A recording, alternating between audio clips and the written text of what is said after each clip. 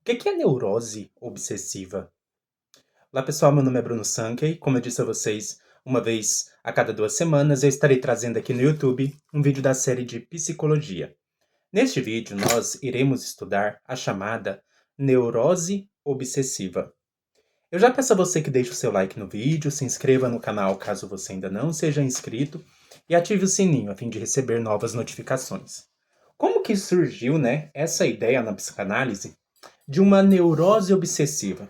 Quando Freud ele começou a psicanálise, os primeiros casos que ele atendeu foram casos de histeria. O que era a histeria, né? O que acontecia é que na época do Freud, muitas pessoas elas apresentavam sintomas físicos, mas quando elas procuravam um médico, esse médico não conseguia identificar uma causa orgânica para aquele sintoma físico. Então, aquela pessoa sofria de uma enfermidade no corpo que, na verdade, não tinha causa no corpo, que, na verdade, não tinha uma causa orgânica, ou seja, não era realmente uma enfermidade no corpo, no sentido de algum problema fisiológico ou orgânico. Né? Não confundir aqui com doença psicossomática, porque quando eu estou falando de enfermidade no corpo, no caso da histeria, essa enfermidade ela não é orgânica. A pessoa não está realmente com uma doença. Na doença somática, a pessoa ela tem um problema psicológico, uma ansiedade, uma depressão, que causa realmente um problema orgânico, como uma gastrite, que está lá, que é identificável, que você checa, que realmente a pessoa tem uma úlcera, alguma coisa assim. Quando a gente está falando de histeria, mesmo que você vai lá e checa, você não encontra. Então, na doença psicossomática, você encontra a doença. Na doença de histeria, na neurose histérica, você não encontra nada orgânico. Só o relato do paciente de que ele está sofrendo com alguma dor no corpo, com alguma paralisia, com alguma afasia, com alguma cegueira. Então, o que acontece? Os médicos, né, num primeiro momento, eles começaram a pensar, essas pessoas estão mentindo, né, porque elas chegam aqui no meu consultório dizendo que estão com uma enfermidade no corpo, mas eu não encontro. Mas é claro, não fazia sentido concluir que elas estavam mentindo, porque a dor era real, o sofrimento era real. Então, esses pacientes foram encaminhados para o Freud, a maioria mulheres, e aí surge a ideia de histeria. Mas depois que o Freud começou a atender esses casos, ele também começou a atender alguns casos que não tinham esses sintomas físicos e que tinha uma coisa muito mental, como se fosse uma enfermidade mental. Agora, a pessoa não estava sofrendo porque ela tinha dores no corpo. Ela estava sofrendo porque ela tinha ansiedades demais, porque ela tinha pensamentos demais, porque ela tinha uma maneira de pensar, de estruturar a mente que parecia enferma. Então, o que o Freud fez, né? Quando ele percebia que tinha uma coisa com mais causas orgânicas, ele classificava como neurose histérica. Quando ele. Quer dizer que não tinha causas orgânicas, mas tinha dores no corpo, problemas no corpo, tinha essas manifestações corporais ou somáticas. Quando ele observava que era uma coisa mais mental, ele classificava como neurose obsessiva. Com o tempo, isso passou por um refinamento, né? Por um refinamento, porque o Freud foi percebendo os padrões e ele foi percebendo que, na verdade, a histeria e a neurose obsessiva não era sobre ter problema na mente ou problema no corpo. Era muito mais sobre um padrão de funcionamento. Então ele percebeu que as pessoas histéricas, elas tinham um padrão de funcionamento de sempre frustrar o próprio desejo, né? Então, elas estavam meio que sempre se auto-sabotando para não realizar o próprio desejo. Então, é como se elas sempre se auto-sabotassem para que aquele desejo permanecesse sempre insatisfeito. Então, ele foi e classificou a histeria agora como um modo de subjetividade. E da mesma maneira, observando os casos de obsessões, neuroses obsessivas, ele percebeu que havia um padrão em como aquela pessoa lidava com seus próprios desejos. E esse padrão, enquanto ele vai falar de desejo insatisfeito, no caso da neurose histérica, ele vai falar de desejo impossível no caso da neurose obsessiva. E depois é algo que o Lacan vai desenvolver melhor. O que é importante aqui pra gente é a gente pensar então agora, nessa psicanálise já mais evoluída, que a neurose obsessiva e a neurose histérica não são sobre problemas no corpo ou problemas na mente. São dois modos de subjetivação. Então, há duas principais maneiras de ser sujeito aqui. Ou você é um sujeito que está sempre auto-sabotando-se, ou você é um sujeito que busca um desejo impossível, ou busca tornar o próprio desejo impossível. Então, qual que é a maneira de lidar com o desejo que articula a sua subjetividade? Essa que é a questão. O Freud falava, algumas pessoas, elas tentam sempre frustrar o próprio desejo para manter esse desejo insatisfeito. Isso é a histeria. Outras pessoas, no entanto, criam tantas regras, proibições, obstáculos, dúvidas, ansiedades que elas tornam a realização dos seus desejos impossível. Então, para lidar com a angústia do desejo, porque o desejo angustia, algumas pessoas, elas buscam manter esse desejo insatisfeito para se defender desse desejo, e outras pessoas buscam tornar esse desejo impossível para se defender também desse desejo. Outra coisa que também é muito importante de eu dizer aqui, para não confundir, neurose obsessiva não é a mesma coisa que toque. Isso vai ser muito importante aqui pra gente, porque eu tô falando dessa linguagem de como lidar com o desejo. Hoje a gente sabe, pela psicologia mais atual, que toque, né, não é sobre desejos imorais. Então, se você for em algum psicanalista e ele disse pra você que se você tem obsessões, essas suas obsessões são desejos seus, ele está errado. Essa é uma interpretação equivocada da psicanálise. A psicanálise não diz que obsessões do toque são desejos. A psicanálise não diz que pensamentos intrusivos são desejos. Na verdade, o que a psicanálise diz é que pensamentos intrusivos são ideias substitutivas. Elas substituem outras coisas, elas não são desejos genuínos. Então, cuidado com essa afirmação aí de que a pessoa que tem pensamentos obsessivos do toque, essa pessoa está lidando com um conflito de desejos. Não é isso. Neurose obsessiva não é toque. Existem pessoas com neurose obsessiva que têm toque? Existem. Existem pessoas que têm toque, mas não são neuróticas obsessivas? Existe. Porque o que é a neurose obsessiva? A neurose obsessiva não é um transtorno, é um modo de subjetividade. Então, o Freud, quando ele pega as histéricas que estão sofrendo, quando ele pega os obsessivos que estão sofrendo, ele vê essas pessoas como um sintoma só de um quadro que é normal. Que são duas formas de ser que todo mundo tem, até pessoas que não têm transtorno, até pessoas que não estão sofrendo. Né? É claro que tem mais coisas do que neurose obsessiva e histeria, mas aqui só trabalhando no campo da neurose a gente tem esses dois quadros principais, a gente tem outros, mas o que a gente vai trabalhar aqui é esses dois. Então, pense neles como personalidades, modos de personalidade, e não como. A gente fala melhor, né? Mais técnica é modos de subjetivação. Eles não são transtornos, eles não são toque, eles não são sintomas, eles são modos de ser. Então, uma pessoa com toque não quer dizer que ela tem neurose obsessiva. E um neurótico obsessivo pode não ter toque. E então, assim, não confunda as duas coisas. É claro, muitas pessoas que têm toque também são neuróticos obsessivos. E o que é o neurótico obsessivo, né? Vamos definir que vai ficar mais claro para você ver que não é exatamente a mesma coisa que toque, porque que é um modo de subjetivação. A neurose obsessiva é uma forma de funcionamento subjetivo em que o sujeito cria um sistema privado de regras rígidas para se proteger da incerteza, criando obstáculos, dúvidas e proibições que tornam a realização do desejo impossível. Então, essa é a característica que vai classificar alguém como sendo um neurótico obsessivo. É um modo de funcionamento. Como que essa pessoa funciona? Ela funciona criando uma espécie de religião privada. O que é essa religião privada? Não precisa ser religião no sentido literal. É uma pessoa que internamente ela criou um sistema de crenças e de regras próprio. É claro que essa pessoa, se você perguntar para ela, nem sempre ela vai ter isso explícito. Mas tem algumas pessoas que elas têm dentro da mente delas quase como uma religião própria, um sistema de regras e um sistema de crenças. Então essa pessoa tem um sistema de regras e de crenças muito rígidos e internalizados. Isso é a primeira característica da neurose obsessiva. É uma pessoa que ela não vive a vida flexivelmente, né? Como se ela só estivesse vivendo. Ela tem uma espécie de religião interna. Eu tô falando religião, mas não é religião no sentido literal. Pode ser que sejam as regras religiosas, mas não é religião no sentido literal. É um sistema de crenças e regras que a pessoa tem internalizado. Que ela pode ter aprendido dos pais, que ela pode ter aprendido desde criança. Então ela aprendeu que, por exemplo, ela sempre precisa desligar a torneira enquanto está escovando os dentes. Então ela grava essa regra muito importante. E sempre agora que eu vou escovar os dentes, eu vou prestar atenção para desligar a torneira. Ela tem uma regra, por exemplo. Pode ser regras, e essas regras aqui não tem uma. Aqui a gente não está discutindo se as regras são válidas ou inválidas, isso não importa. Né? Algumas regras podem ser funcionais e importantes. Por exemplo, talvez essa pessoa tenha uma regra assim, por exemplo. ela sempre viu a mãe sendo traída, então ela tem uma regra bem forte: eu não posso trair.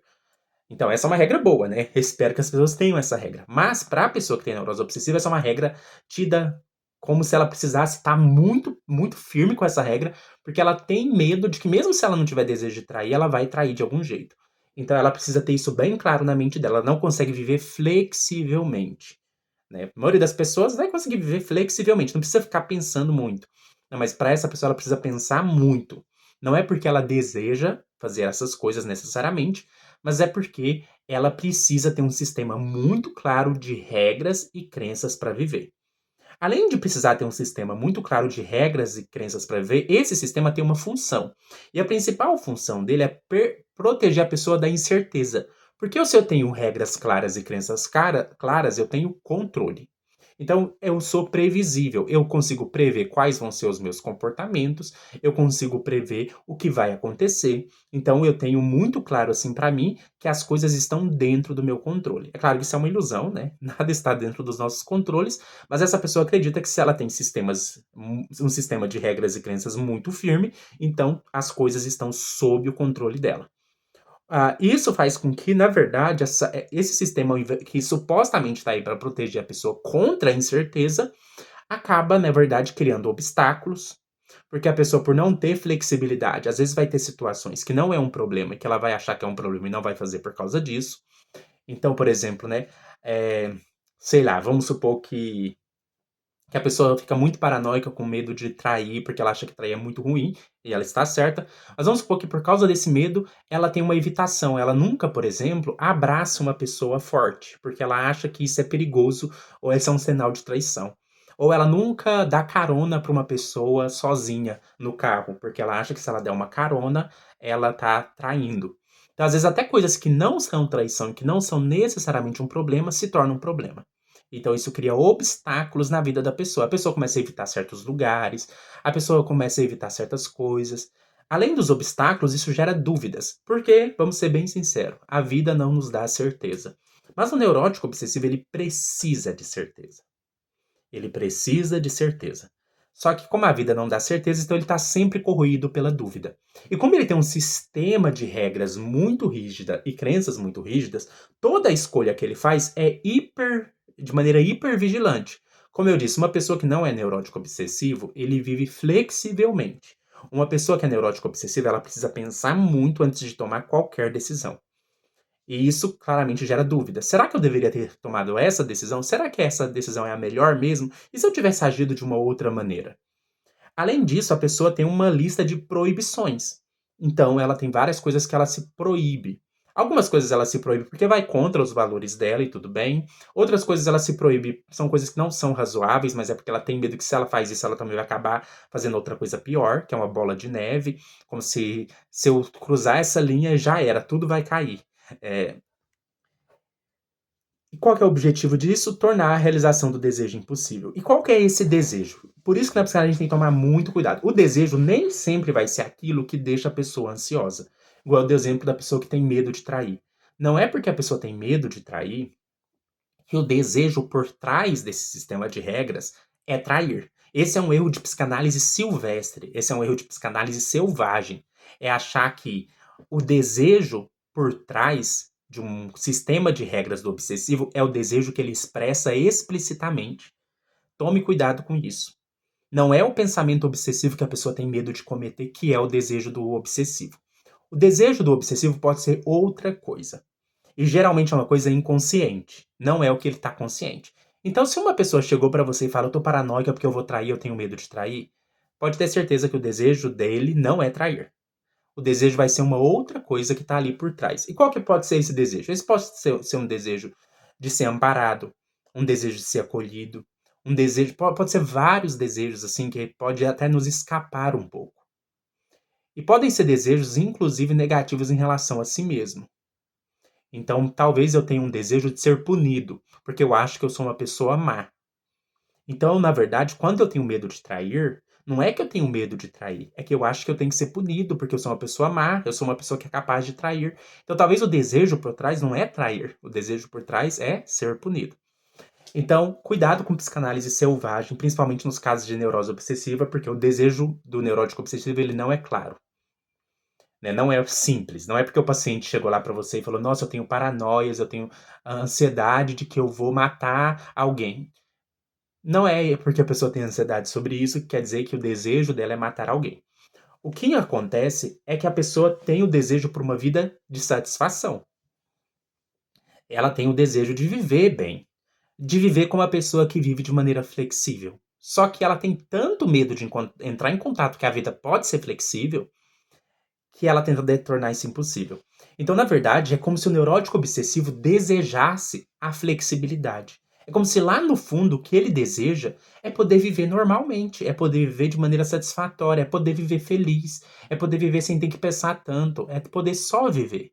Só que ele tem medo. Ele tem medo porque ele acha que se ele for flexível, ele vai acabar abrindo mão dos seus próprios valores. Ele tem medo de que se ele for flexível, ele vai fazer coisa errada, porque ele tem uma crença muito forte de que ele é uma pessoa ruim, de que ele vai destruir tudo, de que ele é um problema. Então, essa é a dinâmica mais ou menos da neurose obsessiva. Eu tenho medo de ser uma pessoa flexível, porque se eu for flexível, uma parte ruim de mim, uma parte que eu tenho medo, vai destruir tudo, vai acabar com tudo e tudo vai se tornar uma catástrofe. Então, por isso, o neurótico obsessivo precisa se apegar a regras, precisa se apegar a um sistema de crenças. Isso vira uma religião. Pense, a religião cristã é o melhor exemplo de neurose obsessiva. Né? Não estou dizendo que todo religioso cristão é neurótico obsessivo, mas o sistema institucional da religião cristã funciona numa lógica de neurose obsessiva. O que, que a gente aprende na igreja? Você é um pecador, você nasceu pecador, você tem desejos maus, e para se proteger contra esses desejos maus, você precisa seguir as regras, seguir os mandamentos de Deus, seguir a lei de Deus. Por quê? Porque quem você é de verdade é mau. Então, se você não obedecer a Deus, você vai acabar destruindo tudo, porque sua natureza é pecaminosa, sua natureza é má. É por isso que você precisa orar muito para resistir às tentações. É por isso que você precisa ir para o culto. É por isso que você precisa ser hipervigilante em relação às suas ações. É por isso que você precisa orar confessando os seus pecados. Você precisa sempre estar hipervigilante sobre o que você faz, o que você deixou de fazer. Você precisa fazer uma listinha para ir lá no padre confessar as coisas que você fez. Você precisa estar hiper atento aos seus comportamentos. Ou seja, você não pode viver só viver. Por que, que você não pode só viver? Porque você é perigoso, porque você é um pecador, porque se você só viver, você vai destruir tudo. É esse pensamento de lógica cristã que é parecido com a lógica do obsessivo. Agora vamos pensar aqui quais são as características do obsessivo, da neurose obsessiva. Aqui eu coloquei 8 características para a gente comentar brevemente. A primeira é a demanda de reconhecimento, a segunda é a onipotência do pensamento, a terceira é a dialética da dívida, a quarta é a sensibilidade ética severa, a quinta é a intelectualização, a sexta é a necessidade de controle, a sétima é a ambivalência afetiva e a oitava é a procrastinação de decisões. Vamos comentar brevemente uma por uma. Primeiro, o neurótico obsessivo ele tem uma demanda de reconhecimento. Ele busca incessantemente ser reconhecido pelo outro, seja o chefe, seja a esposa, seja o professor, seja o pastor da igreja, como alguém que cumpre o dever na tentativa de sustentar sua existência. Então, como é que funciona a lógica do neurótico obsessivo? A subjetividade do neurótico obsessivo, ela só tem consistência, ela só tem valor se uma figura de autoridade confere valor. Então é como se o neurótico obsessivo sempre tivesse que provar para o outro que ele tem valor.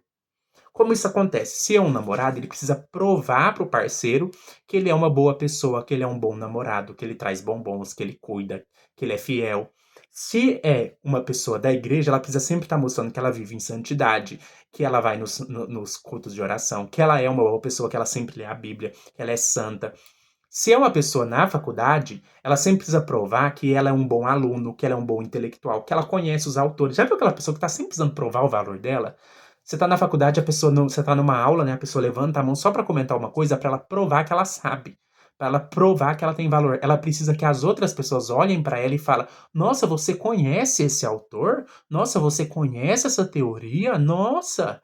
E ela precisa ouvir isso do outro para dizer assim: se o outro não me falar, eu não tenho valor. Porque, vamos ser bem sinceros, se você conhece um autor, se você conhece uma linha de filosofia, você conhece, você sabe que você conhece e você não precisa provar isso para ninguém. Mas o neurótico obsessivo, ele precisa provar, principalmente para uma figura de autoridade, que ele tem valor. A mesma coisa numa empresa, aquela pessoa que sempre precisa provar que ela é o melhor trabalhador, que ela é muito esforçada.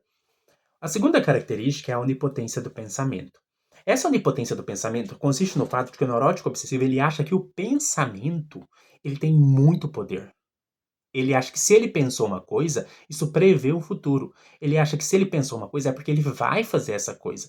Ele acha que se porque ele pensou uma coisa, ele deseja fazer essa coisa. Então ele faz uma fusão entre o pensamento, desejo, ação, e acontecimento. Então, por exemplo, se passou na minha cabeça uma coisa assim, nossa, e se eu atropelar uma velhinha? Ele já pensa, então eu desejo atropelar uma velhinha, então eu vou atropelar uma velhinha. E se eu trair? Então ele já pensa, eu desejo trair, eu vou trair, eu quero trair. Então para ele tá fundido. Passou um pensamento na cabeça dele, porque a maioria das pessoas, os pensamentos passam na nossa cabeça e vão, igual nuvem. Pensamento vem, pensamento vai.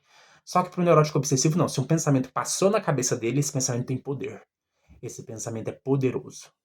Esse pensamento significa alguma coisa sobre meus desejos, esse pensamento significa alguma coisa sobre o futuro, esse pensamento tem poder de prever o que vai acontecer. E por isso ele fica ruminando os pensamentos constantemente.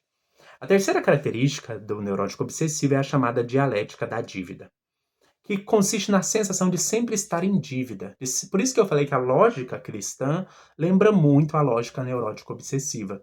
É a ideia de que você está sempre em dívida. Já viu aquela doutrina cristã de que nós sempre estamos em dívida com Deus, que Jesus teve que vir pagar pelos nossos pecados, porque nós temos uma dívida?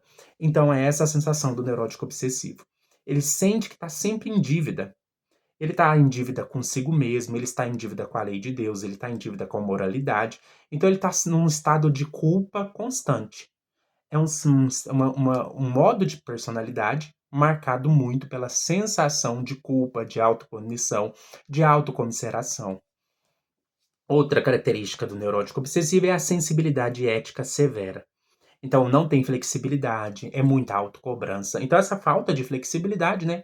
Eu já expliquei um pouco do porquê que isso acontece, né? Que é um medo de que se eu for flexível, eu sou um monstro, minha natureza é um monstro, se eu deixar minha natureza solta, vai dar problema. Outra característica, a quinta característica, é a intelectualização. O obsessivo, ele utiliza o pensamento lógico para tentar resolver problemas que são, na verdade, emocionais. E é por isso que o neurótico obsessivo é muito difícil de tratar. Por quê? Porque ele acha que o problema dele é mental, em termos de pensamento. Ele acha que o problema é o pensamento. Ele acha que ele precisa solucionar o pensamento. Então, se ele tem um pensamento do tipo, e se eu não for uma boa pessoa? Ele acha que ele tem que solucionar esse pensamento. Então, eu preciso de argumentos que vão provar para mim por que eu sou uma boa pessoa. Então, ele vai ficar fazendo lista de argumentos, ruminando pensamentos. E se eu trair? Então eu preciso provar para mim mesmo por que eu não vou trair, por que eu sei que eu não vou trair.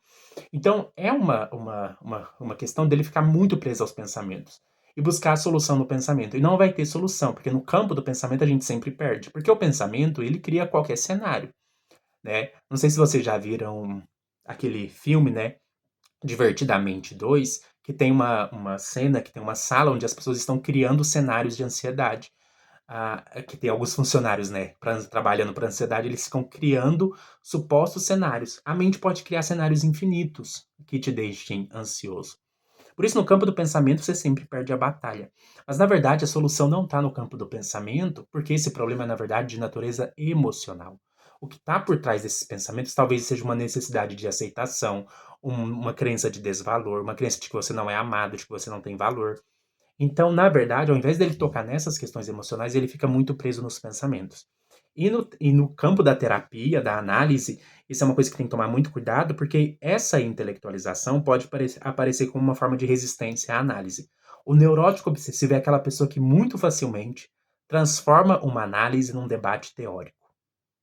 Então, olha que interessante. O neurótico obsessivo é aquele que muito facilmente vai transformar a terapia num debate teórico ou numa discussão teórica. Então, às vezes você acha que seu paciente está fazendo lindas interpretações da própria experiência, mas às vezes ele só está viajando lá porque ele não quer falar dos próprios sentimentos. Às vezes ele pega os seus conceitos que você trouxe, ele articula muito bem os conceitos, ele argumenta muito bem. Você fala, nossa, esse paciente tem uma clareza muito grande da teoria. Às vezes ele podia ser melhor psicólogo que eu, parece que ele até estudou bem mais que eu.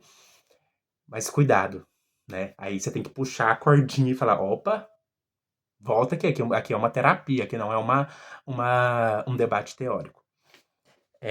A sexta característica do neurótico obsessivo é a necessidade de controle, né? Eu acho que isso já ficou bem claro, eu preciso ter tudo sob meu controle para nada sair do meu controle. É aquela pessoa que já tem planejado toda a vida dela. Ela já sabe. Se você perguntar para ela assim, o que você vai fazer daqui a 10 anos? Ela, olha, eu primeiro vou fazer um doutorado, depois eu vou trabalhar disso, depois eu vou ser um professor substituto, depois eu pretendo fazer uma pós, depois eu... A pessoa já programou a vida dela inteira. É aquela pessoa que já programou a vida dela inteira. E olha que isso é interessante, porque eu comparei com a religião, mas o capitalismo também é assim, né? Pense como o capitalismo funciona numa lógica neurótica obsessiva, né? A necessidade de gestão, de controle, de previsibilidade, de eliminação de riscos, tudo isso são traços obsessivos. A sétima característica da neurose obsessiva é a ambivalência afetiva. É comum no neurótico obsessivo sentir amor e ódio por figuras de autoridade e amor.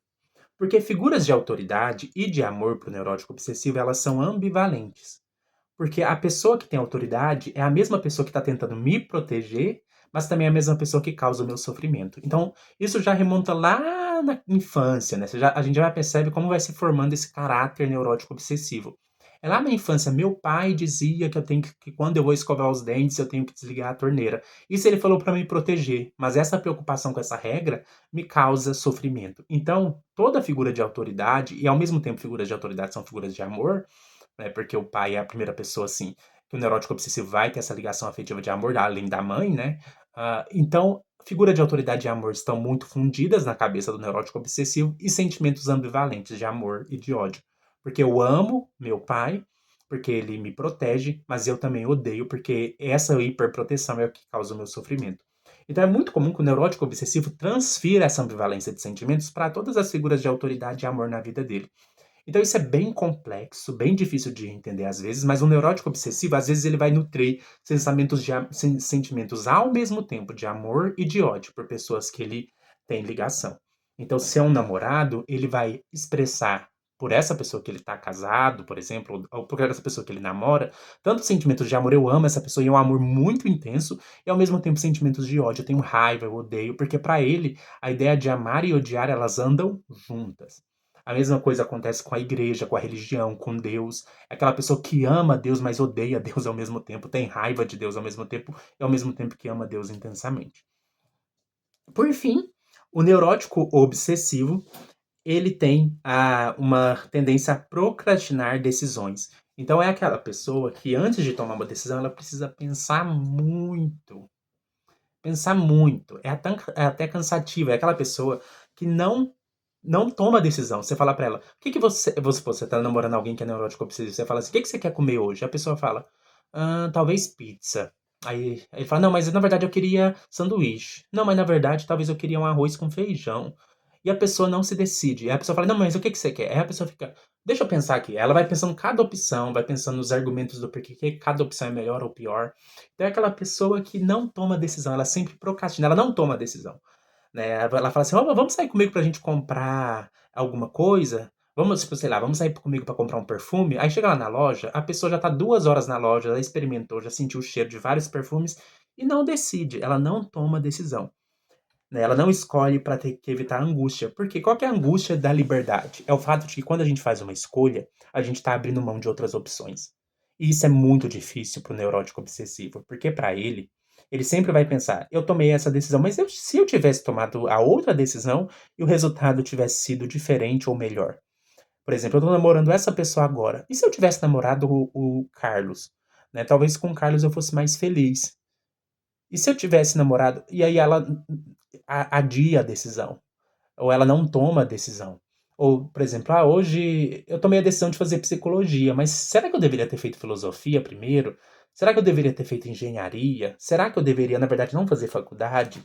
Então, é muito difícil lidar com isso. Agora, o que eu quero que vocês percebam? Essas características que eu falei, elas são traços da personalidade do neurótico obsessivo. Não necessariamente elas vão se apresentar de forma disfuncional, não necessariamente elas vão se apresentar de forma doentia. Né? Então, não confunda neurose obsessiva com transtorno obsessivo. Isso é só uma forma de personalidade. A ideia é que, né, na terapia, uma pessoa que tem neurose obsessiva, ela consiga baixar um pouco a guarda, se tornar uma pessoa um pouco mais flexível, né? Mesmo que ela tenha ainda uma necessidade de certas regras, de certas certezas, que pelo menos ela consiga flexibilizar um pouco mais e entender, né, que ser flexível não é perigoso. Agora, isso é uma maneira de ser. Não confunda isso com transtorno. Muito importante. Eu peço a você que deixe seu like no vídeo, compartilhe o vídeo com quem possa se interessar. Na descrição do vídeo você encontra a minha chave Pix, caso deseje fazer uma doação de qualquer valor em agradecimento por este vídeo. E até mais.